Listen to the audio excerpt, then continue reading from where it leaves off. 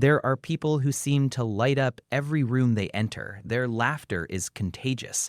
Their stories are animated. Their presence feels warm, easy, and comforting. They are often the ones others turn to when they need cheering up, the ones who know how to dissolve tension with humor, the ones who always seem fine. And yet, when the noise fades and the doors close, many of these people sit alone with a quiet ache they rarely talk about. They laugh the loudest, but they feel the loneliest. This pattern is more common than most people realize. It exists quietly beneath social confidence, behind quick wit, behind endless jokes and emotional generosity. It belongs to people who learned early in life that being pleasant was safer than being honest, that being entertaining was more acceptable than being vulnerable, that being useful to others was more reliable than being truly seen. For many, this way of being begins long before adulthood. Often, it starts in childhood environments where emotional needs were overlooked, minimized, or misunderstood. Maybe there wasn't enough time for deep conversations.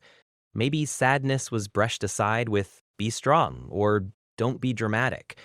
Maybe expressing fear or insecurity was met with silence, ridicule, or emotional distance. Over time, the child learns something subtle but powerful. Their inner world does not receive much attention unless they are cheerful, impressive, or easy to be around. So they adapt. They become agreeable. They become funny. They become emotionally convenient. They discover that laughter brings connection. Humor earns approval. Positivity keeps people close. And slowly, without realizing it, they begin using these traits as emotional armor. Instead of saying, "I feel lonely," they make a joke. Instead of saying, "I'm hurting," they smile. Instead of saying, "I need support," they become the supporter. This strategy works, at least on the surface. People like them. People invite them. People appreciate them. But something essential is missing. They are liked for how they perform, not for who they are. And over time, that creates a quiet emotional hunger. In adulthood, this pattern often becomes deeply ingrained. These individuals are usually socially skilled. They know how to read rooms. They sense emotional shifts quickly. They know when to lighten the mood, when to reassure, when to distract. Their emotional intelligence is high, but it is often used to manage others rather than care for themselves. They become emotional caretakers. In friendships, they are the listener. In families, they are the peacemaker. In workplaces, they are the morale booster. In relationships, they are the one who doesn't ask for much. They rarely want to be a burden. They rarely want to ruin the vibe. They rarely want to take up emotional space, so they shrink their needs quietly. What many don't realize is that chronic cheerfulness can be a form of emotional self-erasure. When someone constantly prioritizes being pleasant, they slowly lose permission to be complex, to be sad without explanation, to be tired without apology, to be quiet without guilt. Their identity becomes tied to being the fun one or the strong one. And once that identity forms, it becomes terrifying to step outside of it. Because who are they if they are not entertaining?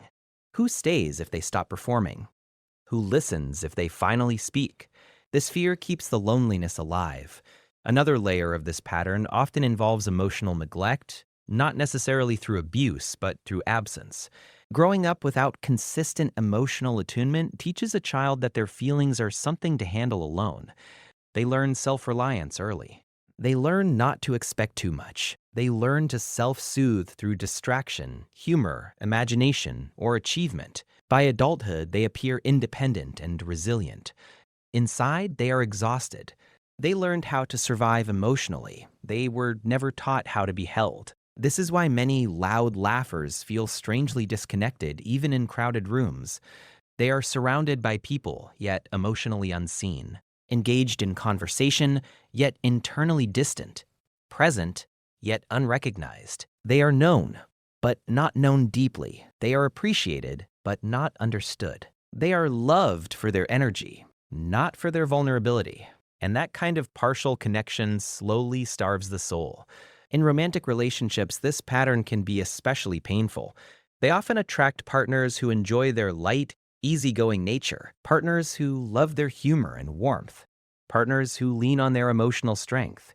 But because these individuals struggle to express needs directly, their deeper longings remain hidden. They may crave reassurance, but never ask. They may want emotional intimacy, but avoid initiating it.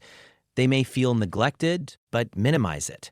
So they adapt again. They become low maintenance. They become easy to love. They become understanding. Until resentment quietly builds. Not loud resentment, not explosive anger. Quiet, heavy sadness. A feeling of being emotionally alone even while partnered. They might think, if they really knew me, would they still stay? But they never fully show themselves because vulnerability feels unsafe, because needing feels dangerous, because dependence once meant disappointment. So they keep laughing, they keep giving, they keep pretending they are okay. This internal contradiction, appearing joyful while feeling isolated, creates significant psychological strain. Over time, it can lead to emotional burnout, anxiety, depression, or a deep sense of emptiness that seems to come from nowhere. Many describe it as feeling hollow after social interactions. They socialize, they perform, they connect superficially. Then they go home feeling drained and strangely alone. Not because people dislike them, because no one really touched their inner world. Another key element is perfectionism. Many of these individuals believe, often unconsciously, that love must be earned, that affection is conditional, that acceptance depends on usefulness or positivity. So they become excellent at being enough for others, but they never feel enough for themselves. Mistakes feel catastrophic. Criticism feels personal. Rejection feels unbearable.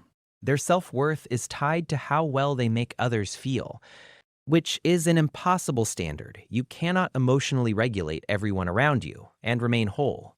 You cannot be everyone's sunshine and still nurture your own storms. You cannot hide forever without losing parts of yourself. Healing begins when this pattern is gently questioned.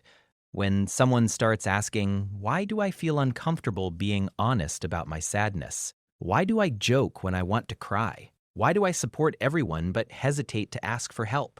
Why do I feel guilty for needing reassurance? These questions are not accusations. They are invitations. They invite self-compassion. They invite curiosity. They invite a different way of relating to oneself. Learning to share vulnerability feels terrifying at first. It feels like stepping onto unstable ground. It feels like risking rejection, misunderstanding, or disappointment. But vulnerability is not weakness. It is emotional honesty. It is saying, this is me when I am not performing. It is allowing someone to see your quiet parts. It is trusting that connection can survive truth. At first, it may happen in small ways.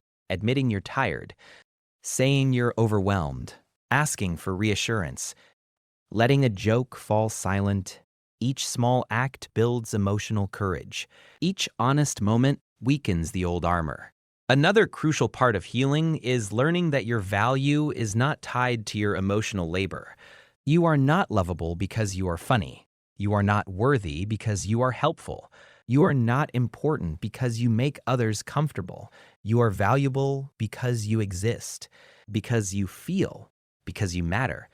Your sadness is not inconvenient. Your needs are not excessive. Your vulnerability is not embarrassing. They are human, and the people who truly belong in your life will not leave when you stop performing. They will lean closer. Finally, healing means learning to give yourself the care you once sought from others, learning to listen to your own emotions, to validate your own pain, to rest without guilt, to set boundaries, to choose environments that allow authenticity. It means becoming emotionally safe for yourself. You do not have to abandon your laughter. You do not have to become serious. You do not have to lose your light. You only have to stop using it to hide. Your laughter can coexist with honesty. Your warmth can coexist with boundaries. Your generosity can coexist with self-respect. You are allowed to be both joyful and fragile, both strong and tired, both loving and in need of love. If you are someone who laughs loudly but feels lonely inside, know this: nothing is wrong with you. You adapted beautifully to survive. You learned how to connect in the ways that were safest. Now, you are learning how to connect in ways that are truer, and that is courage. You deserve relationships where you are not performing. You deserve spaces where you can be quiet. You deserve love that reaches your hidden places. You are not too much. You are not invisible. You are not alone in this, and slowly, with patience and self-compassion, you can learn that you don't have to earn belonging. You already belong.